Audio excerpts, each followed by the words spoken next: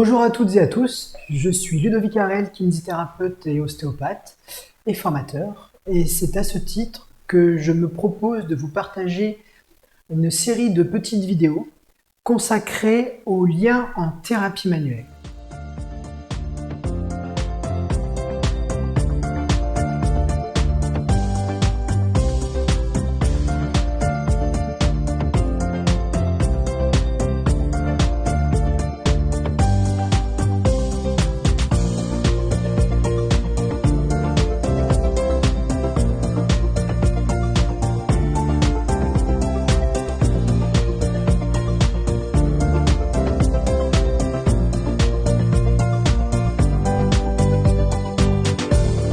Si cela vous intéresse, n'hésitez pas à consulter l'article qui vous est partagé sur le site de Kiné Formation et son podcast associé.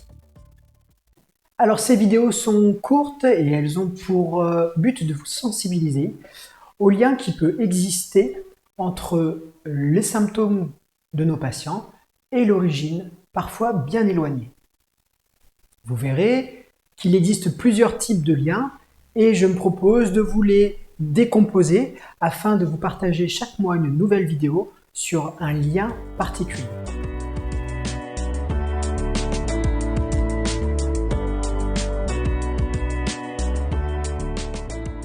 Alors avant d'entrer dans le vif du sujet, bien entendu, lorsque l'on va parler de liens, nous devons absolument éviter de tomber dans l'écueil de ce qu'on appelle le biais de causalité, qui consiste simplement à associer entre eux des événements juste parce qu'ils arrivent de manière concomitante.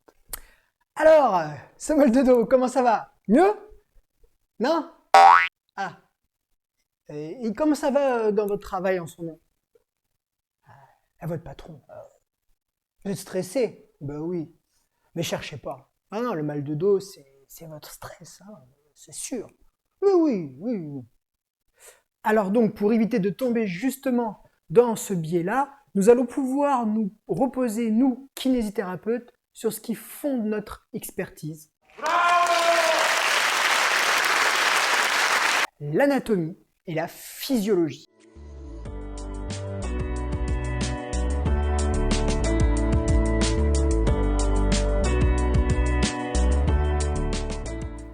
Et cela sans pour autant faire dire à l'anatomie et à la physiologie tout et n'importe quoi, et surtout ce qui nous arrange.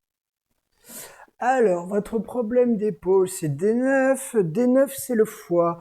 Donc le foie est à droite. Le côté droit, c'est la relation avec votre père. Vous buvez souvent avec votre père? Alors, comme vous le savez, en médecine, la cause unique n'existe pas. Donc, notre but dans cette démarche n'est pas d'aller pointer du doigt une cause unique responsable de tous les problèmes de nos patients, mais bien d'aller rechercher des indices sur des supports anatomiques et physiologiques cohérents afin d'orienter notre traitement d'une part et d'élaborer des hypothèses que nous validerons ensuite en fonction des résultats obtenus et surtout des récidives ultérieures, mais également de pouvoir conseiller correctement notre patient sans se fier simplement à ses symptômes.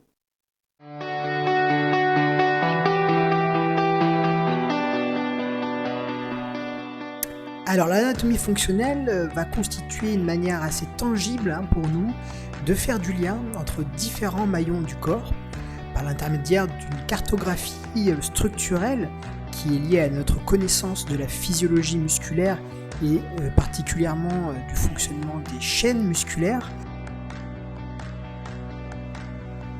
Mais l'anatomie nous permettra également de nous intéresser aux tissus conjonctifs de soutien, les fascias, qui nous permettent également de mettre en lien le système musculo-squelettique et le contenu viscéral. Nous parlerons donc dans ce cas de figure de lien mécanique. La connaissance de la physiologie, elle, va nous permettre de nous ouvrir à un champ d'investigation beaucoup plus large, en s'appuyant cette fois-ci sur des éléments non palpables. Par exemple, le lien nutritionnel nous permettra véritablement de faire le lien entre le contenu de notre assiette, mais surtout notre capacité à assimiler ce que nous mangeons et à répondre à nos besoins physiologiques, que ce soit pour le fonctionnement du système cérébral ou dans le cadre de notre performance sportive par exemple. La connaissance fine du système vasculaire et de ses troubles fonctionnels nous permettra d'appréhender tout le champ de ce que l'on appelle les douleurs pseudo-inflammatoires. Vous savez, vous avez tous des patients qui vous disent qu'ils ont des douleurs surtout après être restés longtemps au repos ou le matin au réveil, lorsque celles-ci demandent de moins de 30 minutes de dérouillage. Toutes ces douleurs de stase veineuse ne peuvent être comprises qu'en s'adressant au fonctionnement du système vasculaire. Il en est de même pour les céphalées.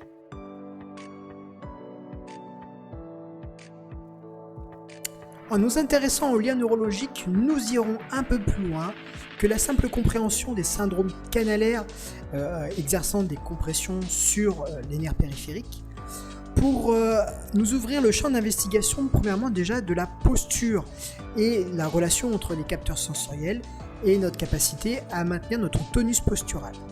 Mais ce champ d'investigation neurologique nous permettra également d'aller comprendre de manière plus fine les dérèglements neurovégétatifs qui peuvent apparaître au niveau du système viscéral et tout particulièrement le système digestif, en ayant une connaissance un peu plus fine du fonctionnement des plexus et des chaînes ganglionnaires latéraux-vertébrales. Enfin, le lien cognitif et la connaissance actualisée de la neurophysiologie nous permettra d'aborder ce qui fait probablement le ciment de notre profession et la particularité pour laquelle nous nous sommes plus ou moins tous investis dans ce métier, qui est la relation soignant-soigné. Il sera donc très important d'en comprendre les mécanismes en allant au-delà de la simple sympathie que l'on peut avoir pour un patient ou inversement d'un patient pour son thérapeute. Il existe véritablement un pouvoir, que ce soit pour l'effet placebo, mais également sur la capacité de coacher nos patients et de trouver les bons mots, le bon langage pour les motiver dans leur prise en charge, qui nécessite bien entendu une connaissance un peu plus poussée de la neuropsychologie. Enfin, le lien cognitif sera le moyen pour nous, de manière tangible et de manière objective, de faire le lien entre le stress et les processus de somatisation. Ainsi, nous pourrons conseiller nos patients et surtout arrêter de mettre sur le dos du stress tous les mots que nous ne comprenons pas.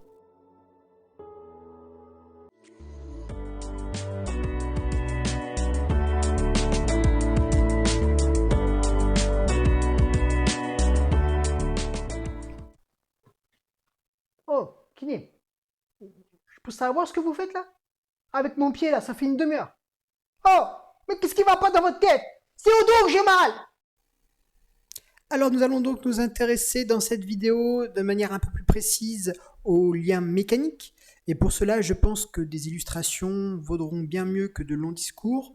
C'est la raison pour laquelle je vous propose un premier exemple qui va vous permettre de comprendre la relation mécanique qui peut exister entre le pied, la cheville et certaines lombalgies. Alors comme vous le savez, lors du mécanisme de l'entorse, le poids du corps va s'exercer sur une partie du pied, entraînant donc une contrainte plus importante que la norme sur le complexe articulaire qui forme la voûte plantaire et la tibio-tarsienne, entraînant ou pas une déchirure au niveau ligamentaire, mais surtout occasionnant une restriction de mobilité sur cette zone. Cette perte de mobilité va donc nécessiter une compensation des maillons sous-jacents, que ce soit dans les mécanismes de flexion, par exemple la position accroupie, mais également et tout particulièrement sur des mouvements pour lesquels les patients vont devoir se pencher en avant. Et c'est par donc le fameux jeu des chaînes musculaires que les contractures générées par cette perte de mobilité vont diffuser en direction du bassin, et tout particulièrement de la l'iliaque, qui aura cette capacité de se placer en torsion antérieure ou postérieure pour compenser ce manque de mobilité distale. Ce processus d'adaptation est tout à fait physiologique, mais chez certains de nos patients qui pourront présenter d'autres troubles par ailleurs, comme des raideurs liées à l'arthrose ou des antécédents de chirurgie ou toute autre cause traumatique, cela sera peut-être la goutte d'eau qui fera déborder le vase et entraînera un véritable blocage du maillon articulaire au niveau notamment de l'articulation sacro-iliaque et donc une de ces fameuses lombalgies en coup de poignard qui peuvent survenir alors que le patient ne soulève pratiquement pas de charge en bout de bras. C'est donc grâce à la connaissance de ce lien mécanique que nous pourrons aller investiguer le membre inférieur de manière complète, même si la plainte du patient ne sera qu'au niveau lombaire. Car parfois le patient aura même oublié que quelques jours ou quelques semaines, voire quelques mois auparavant, il a eu cette petite torsion de cheville qui était même parfois complètement asymptomatique. Et si nous oublions de traiter ce levier, vous comprenez bien que nous n'aurons pas déprogrammé cette chaîne dysfonctionnelle de manière suffisamment précise pour empêcher une éventuelle récidive.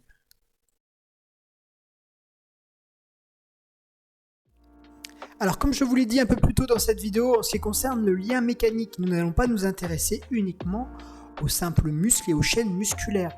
Il y a d'autres mécanismes qui vont nous intéresser pour comprendre certaines symptomatologies de nos patients.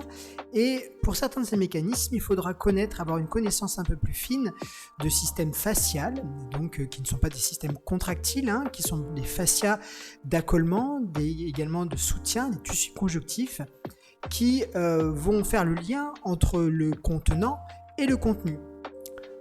Pour exemple, je vous propose de parler de la lombocruralgie droite qui peut se retrouver dans certaines problématiques en rapport avec le côlon ascendant. À savoir qu'effectivement, le côlon ascendant est un viscère, donc par définition un tissu contractile, mais qui est complètement immobile et qui est accolé à la paroi pariétale postérieure, qui fait la jonction entre le péritoine et le contenant musculo-squelettique. Ce système donc tissulaire d'accollement s'appelle le fascia de Told et il relie directement le côlon ascendant au fascia iliaca et donc à notre fameux psoas qui est souvent accusé de tous les torts et sur lequel on tire autant qu'on peut en kiné et en prépa physique alors qu'il est parfois victime de son entourage. C'est le cas dans ce cas de figure lorsque nombre de nos patients souffrent de ce qu'on appelle la dysbiose, c'est-à-dire une désorganisation du microbiote intestinal qui va anormalement fermenter, et tout particulièrement au niveau de cette portion du côlon, et occasionner des spasmes qui vont se répercuter directement par ce fascia sur les contractures du psoas. Donc vous l'aurez bien compris, dans ce cas de figure, le patient se plaindra de lombocruralgie, de méralgie paresthésique et de tout autre type de symptômes en regard de la région inguinale. Et pour autant, ce ne sera pas uniquement la levée de tension du psoas qui sera efficace sur le long terme.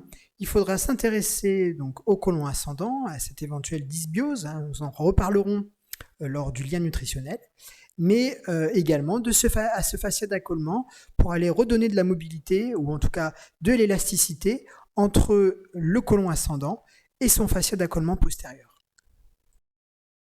Voilà donc pour cette première vidéo, j'espère que le sujet vous aura intéressé. La prochaine vidéo sera consacrée aux liens neurologiques. Si vous avez toutefois des questions à me poser, n'hésitez pas à me contacter par l'intermédiaire de mon compte LinkedIn dont je vous joins le lien ici. Pour plus d'informations ou si vous souhaitez vraiment vous former à ces approches un peu plus larges sur les liens qui existent en thérapie manuelle, sachez qu'il existe un certain nombre de formations qui ont été développées dans cet objectif. Je vous les mets donc ici à disposition. N'hésitez pas à aller les consulter, voir si, qu'elles soient en présentiel ou en distanciel, certaines pourraient vous convenir.